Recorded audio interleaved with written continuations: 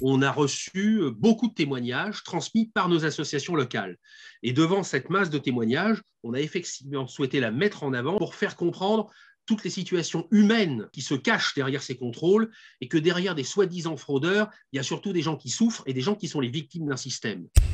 À Mulhouse, une femme de ménage de 48 ans est au chômage depuis 1 an. Suite à l'oubli d'un entretien avec sa conseillère Pôle emploi, elle est radiée de Pôle emploi et se retrouve sans ressources. C'était son premier oubli.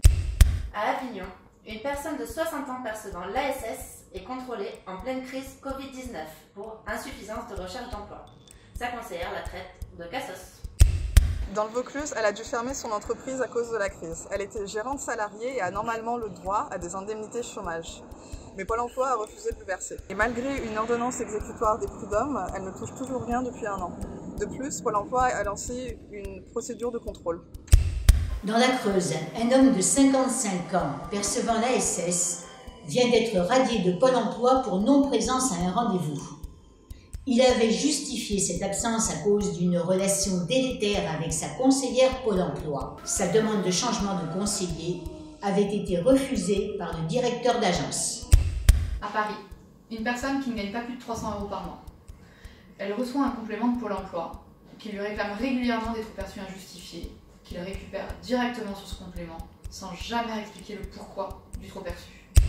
À Banalec, à la suite d'un contrat aidé très précaire, une personne avec 2 enfants à charge perçoit des ARE inférieurs de 30 € au montant du RSA. De plus, n'étant pas au RSA, elle n'a pas pu prétendre à la prime de Noël de 150 €. À Villigouin, il s'est vu supprimer son RSA car on lui reprochait de ne pas chercher suffisamment d'emplois.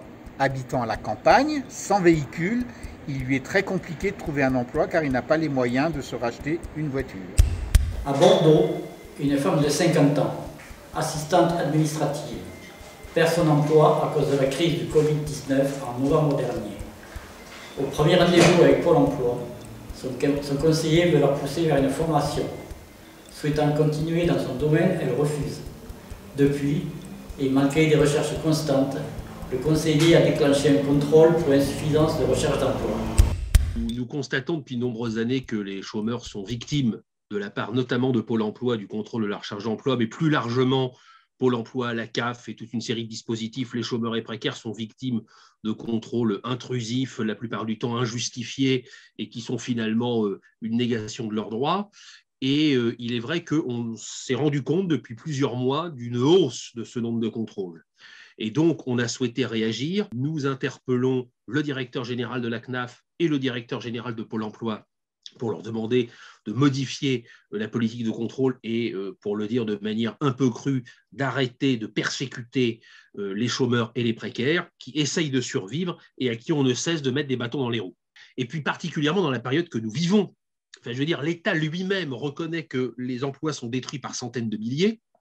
On sait qu'on va malheureusement, l'échéance arrive, on va voir grossir fortement le nombre de chômeurs. Et à ceux qui y sont aujourd'hui, on leur dit on va quand même vérifier, vous cherchez du boulot, parce que c'est vrai qu'en ce moment, la période est faste et que, comme l'a très bien dit notre président, il suffit plus que jamais de traverser la rue pour trouver du boulot.